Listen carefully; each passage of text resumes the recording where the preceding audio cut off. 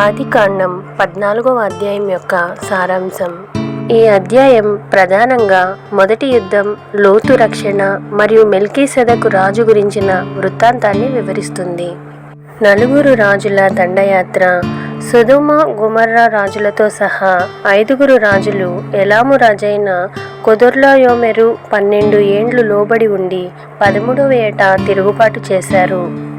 దీంతో కెదొర్లాయోమెరు తనతో పాటు మరో 3 రాజులను కూర్చుకొని యుద్ధానికి వచ్చి సొదొమ గొమొర్రా రాజులను ఓడించి వారి ఆస్తిని, ఆహారాన్ని దోచుకున్నారు.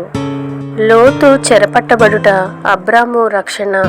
సొదొమలో నివసిస్తున్న అబ్రాము తమ్ముని కుమారుడైన లోతును, అతని ఆస్తిని కూడా ఆ శత్రువులు పట్టుకుపోయారు.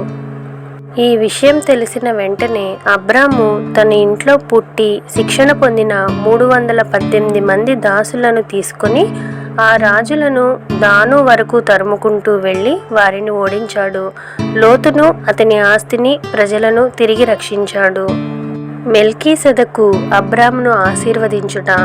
యుద్ధం ముగించుకొని తిరిగి వస్తుండగా షాలేము, యెరూషలేము రాజు, సర్వోన్నతుడైన దేవుని యాజకుడు అయిన మెల్కీసెదెకు అబ్రాముకు ఎదురై రొట్టెను, ద్రాక్షారసమును తెచ్చి అతన్ని ఆశీర్వదించాడు.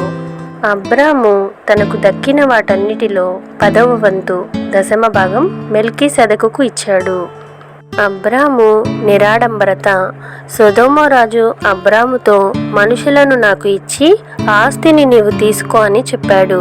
అయితే నేను అబ్రామును ఐశ్వర్యవంతునిగా చేశానని సొదొమ రాజు చెప్పుకోకూడదని అబ్రాము ఒక నూలు పోగునైనను చెప్పుల వారునైనను తీసుకోనని ప్రమాణం చేసి ఆ ఆస్తిని తిరస్కరించాడు. కేవలం తనతో వచ్చిన యువకులు తిన్నదానికి, తన భాగస్వాములకు రావలసిన వాటాకు మాత్రమే ఒప్పుకున్నాడు. మొదటి యుద్ధ ప్రస్తావన.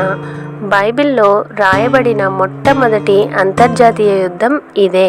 4 రాజ్యాల కూటమి 5 రాజ్యాల కూటమిపై దాడి చేయడం ఇందులో కనిపిస్తుంది.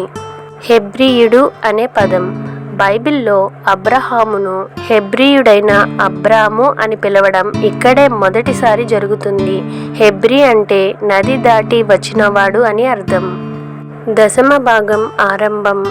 దేవునికి లేదా ఆయన యాజకునికి సంపాదనలో 10వ వంతు ఇవ్వడం అనే ఆచారం మోషే ధర్మశాస్త్రం కంటే ముందే ఇక్కడ అబ్రహాము ద్వారా ప్రారంభమైంది. అధ్యాయం యొక్క ముగింపు. అబ్రాము విజయం పొంది సొదొమ రాజు ఇచ్చిన ఆస్తిని తిరస్కరించి దేవునికి మాత్రమే ఘనతను ఇచ్చాడు. మరియు ఆయన యుద్ధంలో తనకు సహాయం చేసిన తన అనుచరుల వాటాను వారికి ఇప్పించాడు. అబ్రాము తన నమ్మకాన్ని దేవునిపైనే ఉంచాడు.